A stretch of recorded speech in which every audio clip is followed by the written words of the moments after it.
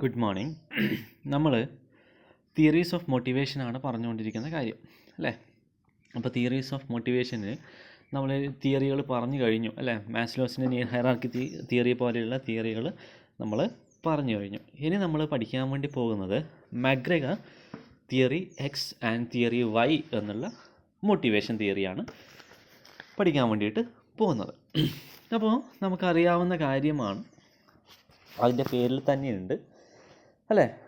എന്താണ്, നമ്മുടെ മക്ഗ്രെഗറാണ് ഈ രണ്ട് തിയറികളും പ്രപ്പോണ്ട് ചെയ്തിട്ട്, തിയറി എക്സും തിയറി വൈയും പ്രപ്പോണ്ട് ചെയ്തിട്ടുള്ള കണ്ടുപിടിച്ചിട്ടുള്ള ആളെന്ന് പറയുന്നത് മക്ഗ്രെഗർ തന്നെയാണ് അല്ലേ. അപ്പോൾ ഈ തിയറി ഏത് പേരിൽ അറിയപ്പെടുന്നു? തിയറി എക്സും തിയറി വൈ എന്ന പേരിൽ അറിയപ്പെടുന്നു.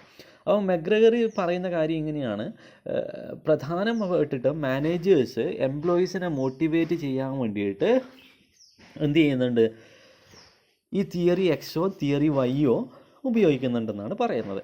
അദ്ദേഹം പറയാണ്, മാനേജ്മെൻറ്റിനെ സംബന്ധിച്ചിടത്തോളം ഹ്യൂമൻ ബീയിങ്ങിനെ മോട്ടിവേറ്റ് ചെയ്യുന്നതെന്ന് വെച്ചാൽ സെർട്ടൈൻ അസംഷൻസിൻ്റെയും ജനറലൈസേഷൻസിൻ്റെയും ഹൈപ്പോത്തിസിസിൻ്റെയും ബേസിലാണ് മാനേജ്മെൻറ്റ് ഓർഗനൈസേഷനിലെ എംപ്ലോയീസിനെ മോട്ടിവേറ്റ് ചെയ്യുന്നതെന്നാണ് അദ്ദേഹം പറയുന്ന കാര്യം. ഓക്കെ, അപ്പോൾ അദ്ദേഹം പറയുന്നു നമ്മുടെ എന്തെന്ന് ഈ രണ്ട് തിയറീസ് ഉപയോഗിക്കുന്നു എന്നുള്ളതാണ് അദ്ദേഹം പറയുന്നത്, അല്ലെങ്കിൽ അദ്ദേഹം പ്രപ്പോണ്ട് ചെയ്തിട്ടുള്ള രണ്ട് തിയറീസ് ഉപയോഗിക്കുന്നു എന്നാണ് പറയുന്നത്. അദ്ദേഹം വീണ്ടും പറയുന്ന ഒരു കാര്യം ഇങ്ങനെയാണ്, ഈ ക്രൂവലിറ്റി അല്ലെങ്കിൽ കളസ്നെസ്, ഹെയ്റ്റ്, മലീഷ്യസ് അഗ്രഷൻസ് ഇങ്ങനെയുള്ള കാര്യങ്ങളൊക്കെ ഓർഗനൈസേഷൻസിൽ ഉണ്ടാകാറുണ്ട്. അപ്പോൾ ഇതിൻ്റെയൊക്കെ അടിസ്ഥാനത്തിൽ അല്ലെങ്കിൽ ഇങ്ങനെയുള്ള കാര്യങ്ങളൊക്കെ നോക്കിക്കണ്ടിട്ടാണ് അദ്ദേഹം ഈ മോട്ടിവേഷൻ തിയറി കണ്ടുപിടിച്ചിട്ടുള്ളത്. ഇനി നമുക്ക് തിയറിയിലേക്ക് കടക്കാം. തിയറി എക്സിലേക്ക് നമുക്ക് കടക്കാം. തിയറി എക്സ് എന്ന് പറയുന്ന ഒരു ട്രഡീഷണൽ ആയിട്ടുള്ള, അതായത് പരമ്പരാഗതമായിട്ട് പരമ്പരാഗത ഹ്യൂമൻ ബിഹേവിയറുമായി ബന്ധപ്പെട്ടിട്ടുള്ള അല്ലെങ്കിൽ പരമ്പരാഗതപരമായിട്ടുള്ള ഒരു തിയറിയാണ് തിയറി എക്സ് എന്നാണ് അദ്ദേഹം പറയുന്നത്. അപ്പോൾ ഈ തിയറി എക്സിൽ പവറാണ് സുപ്രീം, അതായത് അധികാരമാണ് എല്ലാം എന്ന് പറയുന്നത്. അധികാരം വാഴുന്ന ഒരു തിയറിയാണ് തിയറി എക്സ് എന്ന് പറയുന്നത്. എന്തുകൊണ്ടാണ് അങ്ങനെ പവർ ഈ സുപ്രീം എന്ന് പറയുന്നത്? ഈ തിയറീൻ്റെ മെയിൻ ആയിട്ടുള്ള കാര്യം എന്ന് പറയുന്നില്ല, മെയിൻ ഇമ്പോർട്ടൻസ് പോകുന്നത് പവറിനാണ് കേട്ടോ. അപ്പോൾ ഇവിടെ പറയുന്നത് ഈ തിയറി എക്സ് വർക്ക് ചെയ്യുന്ന, അല്ലെങ്കിൽ തിയറി എക്സ് അപ്ലൈ ചെയ്തിട്ടുള്ള ഒരു ഓർഗനൈസേഷനിൽ വർക്ക് ചെയ്യുന്ന എംപ്ലോയീസിന് എന്തില്ല, ഒന്നും പറയാനോ സംസാരിക്കാനോ ഒന്നുമുള്ള അധികാരമില്ല. സജഷൻസ് കൊടുക്കാനോ അഡ്വൈസസ് കൊടുക്കാനോ കറക്ഷൻസ് നോക്കാനോ ഒന്നുമുള്ള അധികാരമില്ല. ആർക്ക്? എംപ്ലോയീസിന്. എവിടെ? തിയറി എക്സ് ആണ് മോട്ടിവേഷൻ തിയറി ആയിട്ട് ഓർഗനൈസേഷനിൽ യൂസ് ചെയ്യുന്നതെങ്കിൽ. പക്ഷേ ഒന്നിനുള്ള അധികാരമുണ്ട്. എന്ത്? അവരുടെ സുപ്പീരിയേഴ്സിൻ്റെ കയ്യിൽ നിന്ന് നിർദ്ദേശങ്ങൾ സ്വീകരിക്കാനുള്ള അധികാരം ആർക്കുണ്ട്? എംപ്ലോയീസിനുണ്ട്. ബാക്കി ഒരു നിർദ്ദേശം അല്ലെങ്കിൽ അവരുടെ കഴിവുകൾ ഉപയോഗിക്കാനോ അല്ലെങ്കിൽ ഇന്നോവേഷൻസ് നടത്താനോ ഒന്നിനുള്ള അധികാരം ആർക്കില്ല? പാവപ്പെട്ട എംപ്ലോയീസിന് അവിടെ ഇല്ല എന്നുള്ളതാണ് തിയറി എക്സിൻ്റെ പ്രധാനപ്പെട്ടിട്ടുള്ള പ്രത്യേകത എന്ന് പറയുന്നത്. അവിടെ ലൈൻ ഓഫ് അതോറിറ്റി അല്ലെങ്കിൽ ചെയിൻ ഓഫ് കമാൻഡ് എന്ന് പറയുന്നത് ടോപ്പ് ടു ബോട്ടം ആണ്. അതായത് നിർദ്ദേശങ്ങൾ അല്ലെങ്കിൽ കാര്യങ്ങൾ തീരുമാനിക്കുന്നത് മുകളിലെ ഉദ്യോഗസ്ഥരാണ്. അവർ തീരുമാനിക്കുന്ന കാര്യങ്ങൾ നേരിട്ട് ഘട്ടം ഘട്ടമായിട്ട് ഓരോ എംപ്ലോയീസിലൂടെ അല്ലെങ്കിൽ ഓരോ ഉദ്യോഗസ്ഥരിലൂടെ താഴെത്തട്ടിലുള്ള എംപ്ലോയീസിലേക്ക് എത്തുന്നു. എന്നിട്ടോ ആ കാര്യങ്ങൾ എന്തൊക്കെയാണോ കാര്യങ്ങൾ പറയുന്നത് അത് കൃത്യമായിട്ട് ചെയ്യുന്നു. അവിടെ ഒരു ചെറിയ തരത്തിലുള്ള അല്ലെങ്കിൽ ചെറിയൊരു ഡെലിഗേഷൻ ഓഫ് അതോറിറ്റി, അധികാര വികേന്ദ്രീകരണമൊക്കെ ഉണ്ട്. പക്ഷേ അത് വലിയ തരത്തിലൊന്നുമല്ല, വളരെ ചെറിയ തരത്തിലാണെന്നുള്ളത് നിങ്ങൾ മനസ്സിലാക്കണം. എന്ത് ഡെലിഗേഷൻ ഓഫ് അതോറിറ്റി ഉണ്ടെങ്കിലും അവിടെ സാധാരണ എംപ്ലോയീസിൻ്റെ ആവശ്യങ്ങൾക്കോ അല്ലെങ്കിൽ അവരുടെ അഭിപ്രായങ്ങൾക്കോ യാതൊരുവിധ വിലയും ഏതില്ല, തിയറി എക്സിലില്ല എന്നുള്ളത് നിങ്ങൾ വീണ്ടും വീണ്ടും മനസ്സിൽ വെക്കേണ്ട ഒരു കാര്യമാണ് അല്ലേ. ഫുൾ അക്കൗണ്ടബിലിറ്റി അല്ലെങ്കിൽ അതോറിറ്റി അല്ലെങ്കിൽ റെസ്പോൺസിബിലിറ്റി ഒക്കെ ആർക്കാണ്? ടോപ്പ് ലെവൽ എംപ്ലോയീസിന് മാത്രമാണ്. താഴെത്തട്ടിലുള്ള എംപ്ലോയീസിന്, അതായത് ലോവർ ലെവൽ എംപ്ലോയീസിന് എന്തിന് മാത്രമേ അധികാരമുള്ളൂ? Just obey the orders from the top level executives. The lower level employees doesn't have any authority to അല്ലെങ്കിൽ any options to make suggestions, advices or make any commands അല്ലേ. They are just in an organization to accept the commands given by the top level authorities. അതാണ് അതിനെക്കുറിച്ചിട്ട് പ്രത്യേകിച്ച് നമുക്ക് പറയാനുള്ളത്. ഇനി ഞാൻ പറഞ്ഞ പ്രത്യേക അസംഷൻസിൻ്റെ ബേസിലാണ് ഓരോ തിയറിയും ആര് പ്രൊപ്പൗണ്ട് ചെയ്തിട്ടുള്ളത്, മെഗ്രഗർ പ്രൊപ്പൗണ്ട് ചെയ്തിട്ടുള്ളതെന്ന് ഞാൻ പറഞ്ഞിട്ടുണ്ടായിരുന്നു. അപ്പോൾ നമുക്ക് നോക്കാം എന്തൊക്കെയാണ് അസംഷൻസ്, തിയറി എക്സിൻ്റെ അസംഷൻസ് എന്തൊക്കെയാണെന്ന് നമുക്കൊന്ന് ജസ്റ്റ് ഒന്ന് നോക്കാം. ഒന്നാമതായിട്ട് പറഞ്ഞത് managers organise and integrate various human and physical resource to achieve economic goals of the enterprise. അല്ലേ, the goals of the organizations are set up by the top level executive, and the ways and means by which the goals of the organization can achieved is also determined by the board of directors അല്ലെങ്കിൽ top level executives, and division of labor and training pattern, compensation pattern, all things are determined by the top level executives. അല്ലേ, എല്ലാ കാര്യങ്ങളും തീരുമാനിക്കുന്നതും ചെയ്യുന്നതും ഒക്കെ ആരെന്നെയാണ്, managers തന്നെയാണ്. വർക്കേഴ്സിന് അതിന് യാതൊരുവിധ അധികാരവുമില്ല. രണ്ടാമത്തെ അസംഷൻ പറയുന്നത് workers are by nature lazy and they tend to work slowly.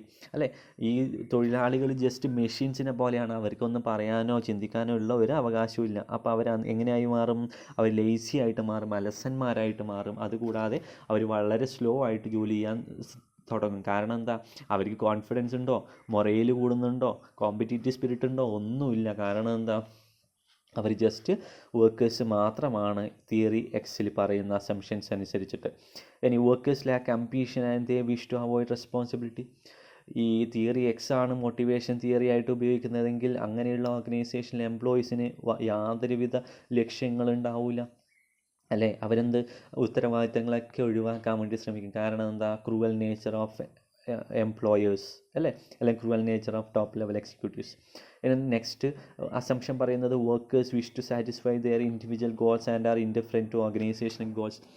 എന്തുകൊണ്ടാണ് അങ്ങനെ പറയുന്നത്, വർക്കേഴ്സ് മാസ ശമ്പളത്തിന് വേണ്ടിയിട്ട് മാത്രമേ അങ്ങനെയുള്ള ഓർഗനൈസേഷനിൽ ജോലി ചെയ്യൂ. കാരണം എന്താ, അവർക്ക് ഓർഗനൈസേഷനിൽ എന്തെങ്കിലും ഒരു കൂറുണ്ടാവുമോ, സെൻസ് ഓഫ് ബിലോങ്ങിനെസ് ഉണ്ടാവുമോ, അല്ലെങ്കിൽ കടപ്പാട് കേട്ടസി ഉണ്ടാവുമോ, ഇല്ല. എന്താ കാരണം, the top level treat employees in that manner, അല്ലെങ്കിൽ ക്രൂവാലിറ്റി, ഹേറ്റോടൊക്കെയാണ് എംപ്ലോയീസിനെ കാണുന്നത്. കാരണം they are just like a machines, they doesn't have they think that the lower level employees doesn't have brain, their ideas are waste, their contributions may be not good എന്നൊക്കെ അവർ ചിന്തിക്കുന്നുണ്ട്. ആര്, top level executive ചിന്തിക്കുന്നുണ്ടാവും. അതുകൊണ്ടാണ് എന്ത് പറയുന്നത്, എന്ത് ചെയ്യുന്നത്, എംപ്ലോയീസിന് ഓർഗനൈസേഷനിൽ യാതൊരുവിധ ഉത്തരവാദിത്വം, യാതൊരുവിധ കടപ്പാടുമില്ല. എംപ്ലോയീസ് ഓർഗനൈസേഷനിൽ വരുന്നത് ജസ്റ്റ് എന്തുണ്ടാക്കിയെടുക്കാൻ വേണ്ടിയിട്ട് മാത്രമാണ്, പണം നേടാൻ, അവരുടെ ആവശ്യങ്ങൾ നിറവേറ്റാൻ വേണ്ടിയിട്ട് മാത്രമാണെന്നാണ് വേറൊരു അസംഷൻ പറയുന്നത്. ഇനി managers direct, motivate, control and modify human behaviour to get the work done. അല്ലേ, എല്ലാ കാര്യങ്ങളും ചെയ്യുന്നത് ആര് തന്നെയാണ്, മാനേജേഴ്സ് തന്നെയാണ്. ഓർഗനൈസേഷനിലെ എംപ്ലോയീസിനെ ഡയറക്റ്റ് ചെയ്യുന്നത്, മോട്ടിവേറ്റ് ചെയ്യുന്നത്, അവരെ കൺട്രോൾ ചെയ്യുന്നത് ഒക്കെ ആര് തന്നെയാണ്, അവരുടെ ബിഹേവിയർ മോഡിഫൈ ചെയ്യുന്നത് ഒക്കെ ആര് തന്നെയാണ്, അവിടെയുള്ള മാനേജേഴ്സ് തന്നെയാണെന്ന് നമ്മൾ മനസ്സിലാക്കണം. അതാണ് അടുത്ത ഒരു അസംഷനായിട്ട് പറയുന്നത്. ഇനി people are resistance to change. അതാണ് വേറൊരു എന്ത് പറയുന്നത്, അസംഷൻ പറയുന്നത്. ഒരു തിയറി എക്സ് മോട്ടിവേഷനായിട്ട് വരുന്ന ഓർഗനൈസേഷനിലെ എംപ്ലോയീസ് എന്ന് പറയുന്നത് റെസിസ്റ്റൻസ് ചേഞ്ചാണ്. അവർ മാറ്റങ്ങൾ ഒരിക്കലും അംഗീകരിക്കില്ല. കാരണം എന്താ, അവർ ലേസിയാണ്, സ്ലോ റണ്ണിങ് വർക്കേഴ്സാണ്. എന്തെങ്കിലും മാറ്റങ്ങൾ വന്നു കഴിഞ്ഞാൽ അത് അവരെ അഡ്വേഴ്സായിട്ട് അഫക്റ്റ് ചെയ്യുന്ന ആര് ചിന്തിക്കും, എംപ്ലോയീസ് ചിന്തിക്കും. അതുകൊണ്ട് അവരെന്ത് ചെയ്യൂല, മാറ്റങ്ങൾ അംഗീകരിക്കാൻ ഒരിക്കലും താല്പര്യപ്പെടില്ല. അതാണ് വേറൊരു അസംഷനായിട്ട് വരുന്നത്. നെക്സ്റ്റ് അസംഷനാണ് workers lower level needs are stronger than the higher order needs. നമ്മളെ മാസ്ലോസിൻ്റെ നീഡ് ഹൈറാർക്കി തിയറി പറഞ്ഞില്ലേ. അപ്പോൾ ഇവിടെ തിയറി എക്സ് ആണ് മോട്ടിവേഷനായിട്ട് ഉപയോഗിക്കുന്നതെങ്കിൽ അവരുടെ physiological needs, safety needs, social needs മാത്രമേ എന്ത് ചെയ്യുള്ളൂ, അവർക്ക് ആവശ്യമായിട്ട് വരുള്ളൂ. ഇപ്പോൾ സെൽഫ് ആക്ച്വലൈസേഷനോ സെൽഫ് എസ്റ്റീമിനൊന്നും അവിടെ സാധ്യതയില്ല. കാരണം എന്താ, സെൽഫ് റെസ്പെക്റ്റോ കോമ്പറ്റീഷനോ അല്ലെങ്കിൽ അച്ചീവ്മെൻറ്റോ ഒന്നും അവർക്ക് അവിടെ ലഭിക്കുന്നില്ല. അപ്പോൾ അങ്ങനെയുള്ള ഓർഗനൈസേഷനിലെ എംപ്ലോയീസിൻ്റെ നീഡെന്ന് പറയുന്നത് പലപ്പോഴും സേഫ്റ്റിയും ഫിസിയോളജിക്കലും അങ്ങനെയുള്ള സോഷ്യൽ ഉണ്ടാവില്ല, ഫിസിയോളജിക്കൽ നീഡ്സും സേഫ്റ്റി നീഡ്സും മാത്രമായിരിക്കും അവരുടെ നീഡ്സ് എന്ന് പറയുന്നത്. ഇനി ലാസ്റ്റ് അസംഷനായിട്ടാണ് പറയുന്നത് people can be made to work through rewards punishment and coercions അല്ലേ. ഇങ്ങനെയുള്ള ഓർഗനൈസേഷനിൽ അല്ലെങ്കിൽ തിയറി എക്സ് ആണ് ഉപയോഗിക്കുന്നതെങ്കിൽ അവിടെയുള്ള എംപ്ലോയീസിനെ കൂടുതൽ ജോലി ചെയ്യിപ്പിക്കണമെങ്കിൽ നമുക്ക് എന്ത് കൊടുത്താൽ മതി, അവർക്ക് പണിഷ്മെൻറ്റ് കൊടുത്താൽ മതി, ശിക്ഷാ നടപടികൾ. അപ്പോൾ ശിക്ഷേനെ പേടിച്ചിട്ട് നെഗറ്റീവ് മോട്ടിവേഷൻ ലെവലാണ് അവിടെ ഉദ്ദേശിക്കുന്നത് കേട്ടോ. അപ്പോൾ ശിക്ഷേനെ പേടിച്ചിട്ട് അല്ലെങ്കിൽ റിവാർഡ് കൊടുത്തു കഴിഞ്ഞാൽ, പണം കൊടുത്തു കഴിഞ്ഞാൽ കൂടുതൽ പണം കിട്ടുമ്പോൾ കൂടുതൽ വർക്ക് ചെയ്യും അല്ലേ. അല്ലെങ്കിൽ അങ്ങനെയുള്ള ശിക്ഷാ നടപടികളൊക്കെ ഉണ്ടെങ്കിൽ എന്ത് ചെയ്യും, അവർ കൂടുതൽ ജോലി ചെയ്യും അല്ലെങ്കിൽ അവരെ കൂടുതൽ പണിയെടുപ്പിക്കാമെന്നാണ് വേറൊരു അസംഷനായിട്ട് പറയുന്നത്. ഓക്കെ, അപ്പോൾ ഇതൊരു പെസിമിസ്റ്റിക് ആയിട്ടുള്ള അപ്രോച്ചാണ് ഏത് പറയുന്നത്, തിയറി എക്സ് എന്ന് പറയുന്നത്. എന്താ പെസിമിസ്റ്റിക് ആയിട്ടുള്ള അപ്രോച്ച് എന്ന് പറയാൻ കാരണം, പെസിമിസ്റ്റിക് എന്ന് വെച്ചാൽ വിഷാദപൂർണ്ണമായ. എംപ്ലോയീസ് അവിടെ ജോലി ചെയ്യുമ്പോൾ അവർക്ക് നല്ല സംതൃപ്തി ഉണ്ടോ? ഇല്ല. അവർ പൂർണ്ണമായിട്ടും സംതൃപ്തി ഇല്ലാതെ വെറുതെ വന്നിട്ട്, അതായത് അസന്തുഷ്ടരായിട്ടാണ് അവിടെ ജോലി ചെയ്യുന്നത് അല്ലേ. അപ്പോൾ അതുകൊണ്ടാണ് ഇതൊരു പെസിമിസ്റ്റിക് ആയിട്ടുള്ള അപ്രോച്ചായിട്ട് ഏതിനെ കൂട്ടുന്നത്, തിയറി എക്സിനെ കൂട്ടുന്നത് അല്ലേ. അപ്പോൾ rigid control, close supervision, one way communication, autocratic leadership, ഇതൊക്കെയാണ് ഏതിലുള്ളത്, തിയറി എക്സിലുള്ളത്. അങ്ങനെ പറഞ്ഞാൽ എന്താ, റിജിഡായിട്ടുള്ള കൺട്രോളാണ്. മാനേജേഴ്സ് പറഞ്ഞ പോലെ ചെയ്തോളണം, അവിടെ ഫ്ലെക്സിബിലിറ്റി ഒന്നുമില്ല അല്ല, അയവൊന്നുമില്ല. പിന്നെയോ ക്ലോസ് സൂപ്പർവിഷൻ, നിങ്ങളെപ്പോഴും വാച്ച് ചെയ്യാൻ വേണ്ടിയിട്ട് അവിടെ എപ്പോഴും ആരുണ്ടാവും, മാനേജേഴ്സ് ഉണ്ടാവും അല്ലേ. വൺ വേ കമ്മ്യൂണിക്കേഷൻ മാത്രമാണ്, അവർ മുകളിൽ നിന്ന് പറയുന്ന കാര്യങ്ങൾ നമ്മൾ ജസ്റ്റ് അനുസരിക്കുക മാത്രമാണ് ഇവിടെ ചെയ്യുന്നത്. അല്ലാതെ നമുക്ക് അങ്ങോട്ട് തിരിച്ച് പറയാൻ പറ്റുമോ? തിരിച്ച് പറഞ്ഞാലാണ് അതെന്താവുക, ടു വേ കമ്മ്യൂണിക്കേഷൻ ആവുക. അങ്ങനെ ടു വേ കമ്മ്യൂണിക്കേഷൻ ആവാൻ ഇവിടെ അവർ സമ്മതിക്കുന്നുണ്ടോ? ഇല്ല. ജസ്റ്റ് ടോപ്പ് ലെവൽ പറയുന്ന കാര്യങ്ങൾ ജസ്റ്റ് അനുസരിക്കുക എന്നുള്ളത് മാത്രമാണ് ആരുടെ കടമ, ഈ ലോവർ ലെവൽ എംപ്ലോയീസിൻ്റെ കടമയായിട്ട് പറയുന്നത്. പിന്നെയോ ഓട്ടോക്രാറ്റിക് ലീഡർഷിപ്പാണ്. ഒരു സ്വേച്ഛാധിപതിയെ പോലെ അല്ലെങ്കിൽ ഒരു ഏകാധിപതിയെ പോലെയാണ് കാര്യങ്ങൾ അവിടെ ചെയ്ത് തീരുമാനിക്കുന്നത്. ആര്? അവിടെ മാനേജേഴ്സ് ചെയ്യുന്നത്. അവിടെ എന്തെങ്കിലും തീരുമാനങ്ങൾ എടുക്കുന്നതിനോ അല്ലെങ്കിൽ എന്തെങ്കിലും കാര്യത്തിനോ എംപ്ലോയീസിൻ്റെ യാതൊരുവിധ പിന്തുണയോ അല്ലെങ്കിൽ അവരുടെ അഭിപ്രായങ്ങളോ മാനിക്കുന്നില്ല എന്നുള്ളതാണ് വേറൊരു പ്രശ്നമായിട്ട് ഏതിൽ പറയുന്നത്, നമ്മുടെ തിയറി എക്സിൽ പറയുന്നത്. ഓക്കെ, അപ്പോൾ ഇത്രയും കാര്യങ്ങളാണ് ഇവിടെ പറയാനുള്ളത്. ഇനി നമുക്ക് തിയറി വൈയിലേക്ക് കടക്കാം. തിയറി വൈ എന്ന് പറയുമ്പോൾ കുറേ റിസേർച്ചൊക്കെ നടത്തിയിട്ട് നമ്മുടെ മക്ഗ്രിഗർ തന്നെ സബ്മിറ്റ് ചെയ്തിട്ടുള്ള ഒരു തിയറിയാണ് തിയറി വൈ എന്ന് പറയുന്നത്. തിയറി എക്സിൻ്റെ നേരെ ഓപ്പോസിറ്റാണ് തിയറി വൈ എന്ന് പറയുന്നത്. ഒരു ന്യൂ അപ്രോച്ചാണ് ഏതെന്ന് പറയുന്നത്, നമ്മുടെ തിയറി വൈ എന്ന് പറയുന്നത്. ഓക്കെ, അപ്പോൾ തിയറി വൈ എന്ന് പറയുന്നത് കുറച്ചും കൂടെ റിയലിസ്റ്റിക് ആയിട്ട് നമ്മുടെ യാഥാർത്ഥ്യമാക്കാൻ പറ്റുന്ന തരത്തിലുള്ള ഒരു തിയറിയാണ് തിയറി വൈ എന്ന് പറയുന്നത്. ഇവിടെ പറയുന്ന കാര്യം എന്താണെന്ന് വെച്ചാൽ, നമ്മുടെ നേരത്തെ പറഞ്ഞു നമ്മുടെ ഈ ഹ്യൂമൻ റിസോഴ്സിൻ്റെ ഒരു ക്യാപ്പബിലിറ്റി നമ്മൾ ഉപയോഗിക്കുന്നില്ല എന്നല്ല. പക്ഷേ നമ്മുടെ ഈ തിയറി വൈയിൽ മോർ റിയലിസ്റ്റിക് ആയിട്ടുള്ള ഒരു അസസ്മെൻറ്റ് എംപ്ലോയീസിൻ്റെ അല്ലെങ്കിൽ പീപ്പിൾസിൻ്റെ ക്യാപ്പബിലിറ്റീനെ കുറിച്ചിട്ടുള്ള മോർ റിയലിസ്റ്റിക് ആയിട്ടുള്ള ഒരു അസസ്മെൻറ്റ് നമുക്ക് തിയറി വൈയിൽ നടത്താൻ വേണ്ടിയിട്ട് പറ്റുന്നുണ്ട് എന്നുള്ളതാണ്. അതുകൂടാതെ തിയറി വൈയിൽ പറയുന്ന ഒരു കോപ്പറേറ്റീവ് മെൻറ്റാലിറ്റി, എംപ്ലോയീസും എംപ്ലോയീസും അതായത് മാനേജ്മെൻറ്റും എംപ്ലോയിയും തമ്മിൽ ഒരു കോപ്പറേറ്റീവ് മെൻറ്റാലിറ്റി ഉണ്ടായാൽ മാത്രമേ നല്ലൊരു ഓർഗനൈസേഷൻ സെറ്റപ്പ് ചെയ്യാൻ പറ്റുള്ളൂ എന്നുള്ളതാണ് തിയറി വൈയിൽ വരുന്ന ഒരു അസംഷനായിട്ട് വരുന്നത്. അപ്പോൾ അവിടെ പറയുന്നത് മാക്സിമം ഔട്ട്പുട്ട് എങ്ങനെയാണെന്ന് വെച്ചാൽ മിനിമം കൺട്രോൾ, മിനിമം ഡയറക്ഷൻസിലൂടെ മാക്സിമം ഔട്ട്പുട്ടാണ് ഇതിൽ നമ്മൾ ലക്ഷ്യമാക്കുന്നത്. പക്ഷേ നേരത്തെ പറഞ്ഞ മെത്തേഡിൽ എങ്ങനെയാണ്, സ്ട്രിക്റ്റ് സൂപ്പർവിഷൻ, റിജിഡ് കൺട്രോൾ എന്നൊക്കെയാണ് പറഞ്ഞത്. അതിൻ്റെ നേരെ ഓപ്പോസിറ്റാണ് ഇതിൽ പറയുന്നത്, തിയറി വൈയിൽ പറയുന്നത്. അപ്പോൾ ഇവിടെ എന്തില്ല, ലെസ് എമൗണ്ട് ഓഫ് കൺട്രോളും ലെസ് എമൗണ്ട് ഓഫ് ഡയറക്ഷൻസും മാത്രമേ ഇതിലുള്ളൂ, നമ്മുടെ തിയറി വൈയിൽ പറയുന്നുള്ളൂ. അപ്പോൾ അങ്ങനെ ആകുമ്പോൾ ചെറിയ തരത്തിലുള്ള കൺട്രോളും ചെറിയ തരത്തിലുള്ള ഡയറക്ഷൻസും മാത്രമാകുമ്പോൾ അവിടെ എന്തുണ്ടാവും, ഒരു പാർട്ടിസിപ്പേറ്റീവ് മാനേജ്മെൻ്റ് ആയിരിക്കും അവിടെ ഉണ്ടാവുക അല്ലേ. എന്ത് ചെയ്യും, if any problem arrived in the organisation അല്ലെങ്കിൽ the management need to take a decision at the time of taking അല്ലെങ്കിൽ before taking the decision the management ask the employees that what is your suggestion, what is your advice അല്ലേ എന്ന് ആരോട് ചോദിക്കും, എംപ്ലോയീസിനോട് ചോദിക്കാനുള്ള സാധ്യത ഏതിലുണ്ട്, നമ്മുടെ ഈ തിയറി വൈയിലുണ്ട്. അതായത് എന്തെങ്കിലും തീരുമാനങ്ങൾ എടുക്കുന്ന സമയത്ത് മാനേജ്മെൻറ്റ് കൃത്യമായിട്ട് എംപ്ലോയീസിൻ്റെ താല്പര്യങ്ങൾ അറിയും അല്ലെങ്കിൽ അവരുടെ അഡ്വൈസ് സ്വീകരിക്കുകയും അത് നല്ല അഡ്വൈസസ് ആണെങ്കിൽ അതിൻ്റെ അടിസ്ഥാനത്തിൽ മാറ്റങ്ങൾ വരുത്തിയിട്ട് എന്ത് ചെയ്യുന്നുണ്ടാവും, പുതിയ മാറ്റങ്ങൾ കൊണ്ടുവരാനും ആര് തയ്യാറാകും, നമ്മുടെ മാനേജ്മെൻറ്റ് തയ്യാറാകുമെന്നുള്ളതാണ് ഇതിൽ പറയുന്നത്. പക്ഷേ തിയറി എക്സിനെ സംബന്ധിച്ചിടത്തോളം അവിടെ മാനേജ്മെൻറ്റ് എന്ത് ചെയ്യുന്നില്ല, പുതിയ പ്രശ്നങ്ങൾ വരുമ്പോൾ അല്ലെങ്കിൽ ഒരു തീരുമാനം എടുക്കുമ്പോൾ അവിടെ എംപ്ലോയീസിൻ്റെ അഭിപ്രായങ്ങൾ ആരായുന്നില്ല എന്നുള്ളത് അതിൻ്റെ വല്ലാത്തൊരു പോരായ്മയായിട്ട് നമുക്ക് മനസ്സിലാക്കാൻ വേണ്ടിയിട്ട് പറ്റണം അല്ലേ. അപ്പോൾ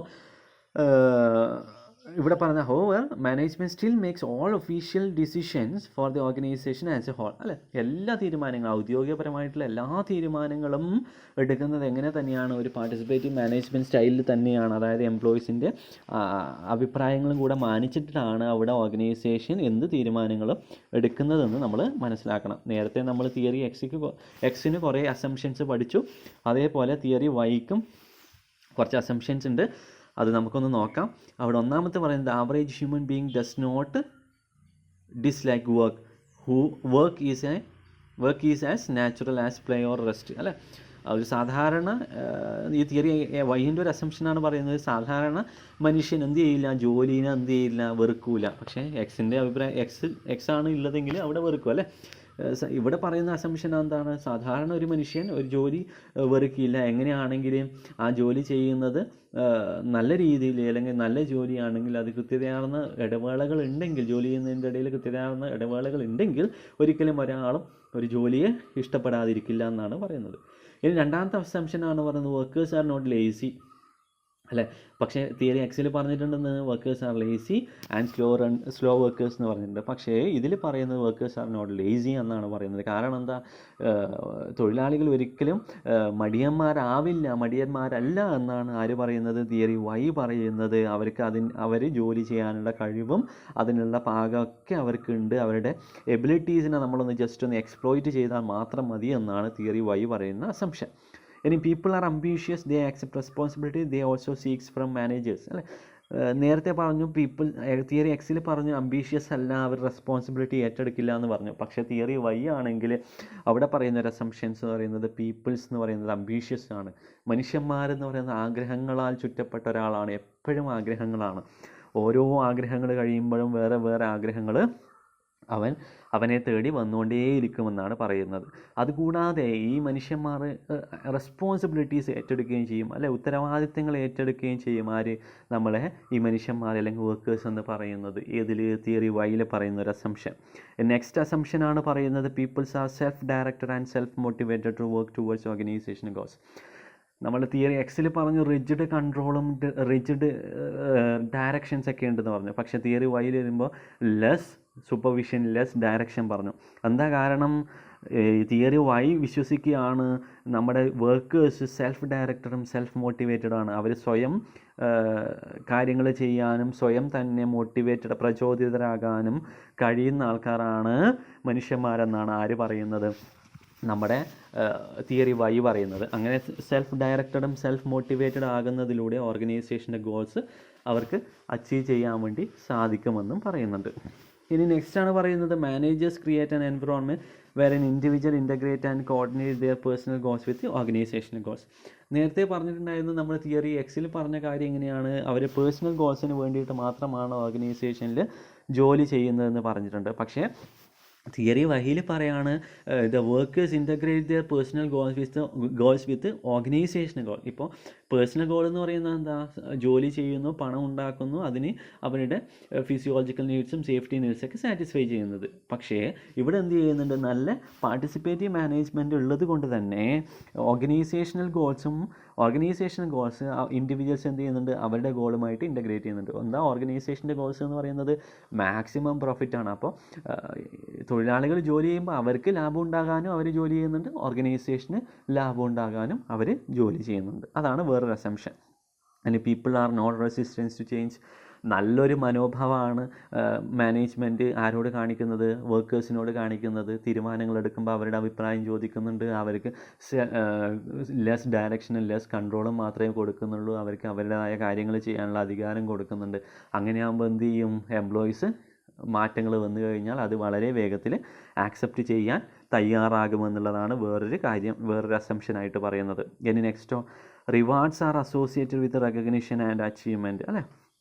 എന്ത് ചെയ്യുന്നു, നേരത്തെ പറഞ്ഞ പോലെ റിവാർഡ്സ് കൊടുക്കുന്നുണ്ട്, എക്സിൽ പറഞ്ഞ പോലെ റിവാർഡ്സ് കൊടുക്കുന്നുണ്ട്. എങ്ങനെയാണെങ്കിൽ മാത്രം അവർക്ക് എന്തെങ്കിലും അച്ചീവ്മെൻറ്റ് കിട്ടിക്കഴിഞ്ഞാൽ, റെക്കഗ്നൈസ് ചെയ്ത് കഴിഞ്ഞാൽ, അതായത് പുതിയ പുതിയ കാര്യങ്ങൾ കണ്ടുപിടിച്ച അല്ലെങ്കിൽ ഒരു ചലഞ്ചിങ് ആയിട്ടുള്ള ടാസ്ക് കംപ്ലീറ്റ് ചെയ്ത് കഴിഞ്ഞാൽ എന്ത് കൊടുക്കണം, നമ്മൾ റിവാർഡ് കൊടുക്കണമെന്നാണ് പറയുന്നത് അല്ലേ. പക്ഷെയോ they are non financial in nature, പണമല്ല കൊടുക്കേണ്ടത്. ഇപ്പോൾ ലെറ്റർ ഓഫ് പ്രേസ് അല്ലെങ്കിൽ ആൻ അപ്ലോസ് അല്ലെങ്കിൽ എ വേർഡ് ഓഫ് അപ്രീസിയേഷൻ, ഇങ്ങനെയുള്ള കാര്യങ്ങളൊക്കെയാണ് എന്ത് കൊടുക്കുന്നത്, അവർക്ക് റെക്കഗ്നീഷന് അല്ലെങ്കിൽ റിവാർഡായിട്ട് കൊടുക്കുന്നതെന്നാണ് പറയുന്നത്. ഓക്കെ.